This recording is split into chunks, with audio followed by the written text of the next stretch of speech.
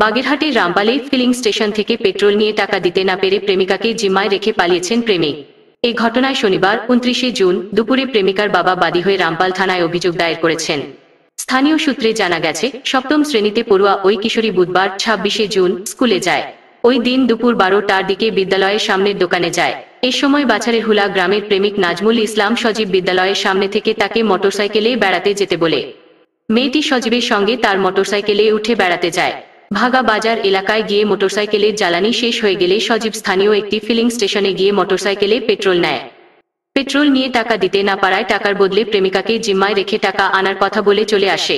দুপুর গড়িয়ে বিকেল হলেও ওই কিশোরী বাড়িতে না ফেরায় তার বাবা স্কুলে খোঁজ নেন। পরে খুঁজতে গিয়ে ফিলিং স্টেশনে তাকে পাওয়া যায়।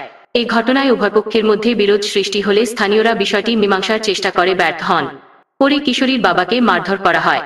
এই ঘটনায় কিশোরীর বাবা বাদী হয়ে গাবুনিয়া গ্রামের মোহাম্মদ শহীদুল ইসলাম, হাবিবুর রহমান, নাজমুল ইসলাম সজীব, মল্লিক মনিরুল ইসলাম, ফয়সাল মল্লিকদের বিরুদ্ধে লিখিত অভিযোগ করেন।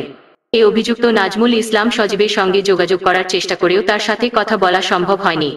রামপাল থানা পুলিশের ভারপ্রাপ্ত কর্মকর্তা ওসি সোমেন দাস বলেন, এমন একটি অভিযোগ পেয়েছি। তদন্ত করে অভিযুক্তদের বিরুদ্ধে আইনগত ব্যবস্থা নেওয়া হবে।